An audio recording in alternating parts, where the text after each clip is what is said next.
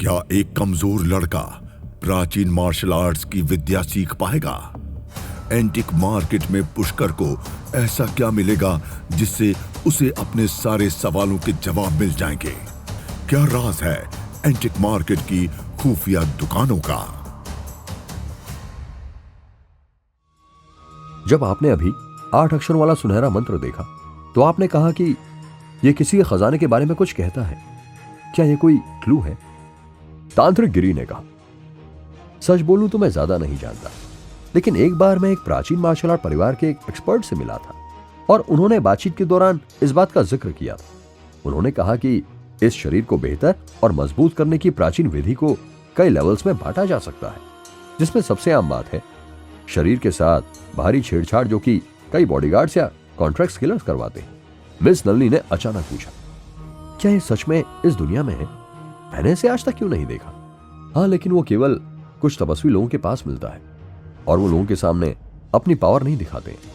मैंने इसके बारे में केवल सुना है। जहां तक तीसरे लेवल की बात है, इसे हम तपस्वी अक्सर इस दुनिया से अलग कोई और दुनिया में पा सकते हैं। तांत्रिक गिरी ने मानो अपने मन में किसी खास इंसान के बारे में सोचा। तभी सामान बेचने वाले आदमी ने उसे टोका, इस दुनिया से अलग एक दुनिया? क्या वो अंतरिक्ष में है? हाँ, प्राचीन मार्शल आर्ट परिवार ने कहा था कि कुछ एलियंस हो सकते हैं, या फिर इसी धरती पर कुछ लोग जो आम इंसानों से दूरी बनाकर रखते हैं। इन लोगों की दुनिया तक पहुंचना नामुमकिन है, क्योंकि आम इंसानों के शरीर में हमेशा ही शैतानी भावना रहती है। भले उसे गोली मार दी जाए तब भी उसे कुछ नहीं होगा। तब वो इंसान सचमुच इस दुनिया से आगे निकल जाएगा, उसे कोई भी हरा नहीं पाएगा। और हमारे देश में करीब 20 साल पहले एक ऐसा आदमी था। जब तांत्रिक गिरी ने इस बारे में बात की तो मानो उनकी आंखों में उस आदमी का चेहरा घूम रहा था। सभी ये सुनकर हैरान हो गए। उनकी आत्माएं कांप उठी और 2 या 3 लोगों ने लगभग एक ही साथ कहा, कमांडर अर्जुन? हाँ, वो हमारे देश का सबसे युवा कमांडर और विशेष बलों का चीफ इंस्ट्रक्टर अर्जुन ही है। तांत्रिक गिरी की आवाज कुछ ऊपर उठे बिना नहीं रह सकी। अर्जुन वो एक बहुत ताकतवर आदमी था जो अपने दम पर कई दुश्मन देशों को डरा सकता था। अर्जुन के बारे में बात करते समय हर कोई सीरियस हो गया था।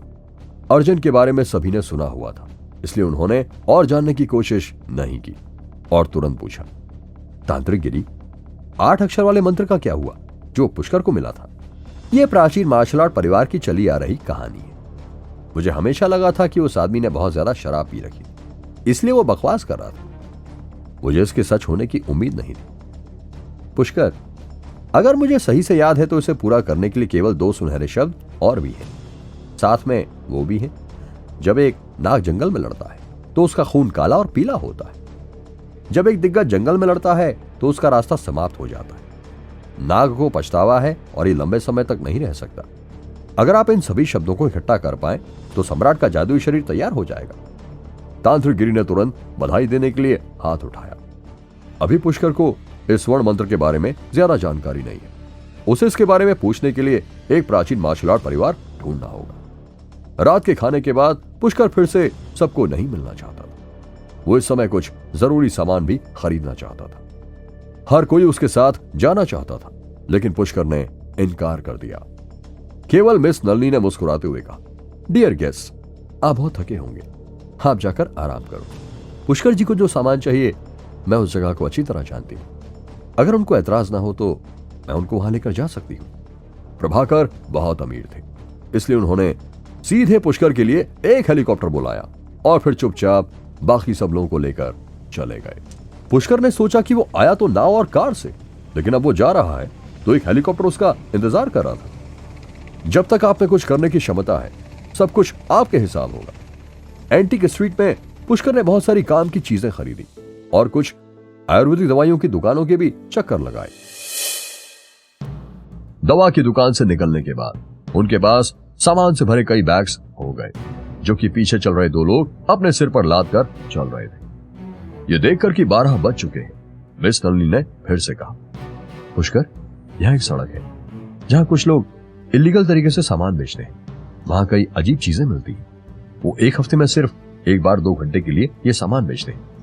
अगर आपको इंटरेस्ट हो तो हम वहां भी जा सकते हैं। अब जब तुमने उसका जिक्र कर ही दिया है तो आओ चलें और देखिए। पुष्कर को मैजिक वेपन्स को बेहतर करने के लिए कुछ चीजें मिलने की भी उम्मीद थी। उसने दवा की दुकान से बहुत सारी महंगी दवा खरीदकर कई लाख खर्च कर दिए, लेकिन उसके पास अभी तक एक अच्छा एल्केमी फर्नेस नहीं था। मुझे उम्मीद है इस बार मुझे एक अच्छी एल्केमी फर्नेस मिल जाएगी। पुष्कर मिस नलनी और सामान ढो रहे दो लोगों को लेकर अंदर गया। उन्हें दरवाजे पर एक बहुत मोटा आदमी मिला। वो कुर्सी पर बैठा था, कद्दू के बीज खाते हुए अपने पैर खुरच रहा था। उसकी आंखें टीवी स्क्रीन पर टिकी हुई थी। वो उस एक्साइटमेंट से देख रहा था, इसलिए उसे पुष्कर और बाकी लोगों के आने की बिल्कुल भी भनक नहीं लगी।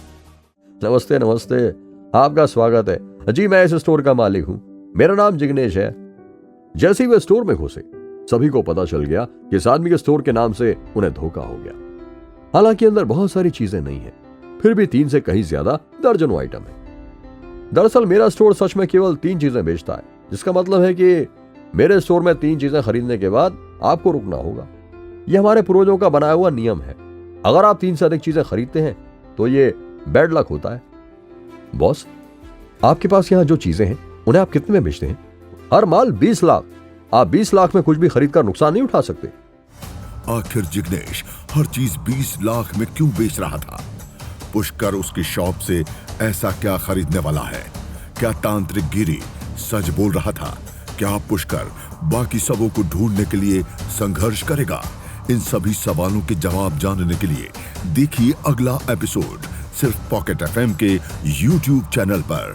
और फूंकार के सारे एपिसोड को सुनने के लिए डिस्क्रिप्शन में दिए गए लिंक से डाउनलोड कीजिए पॉकेट एफएम ऐप।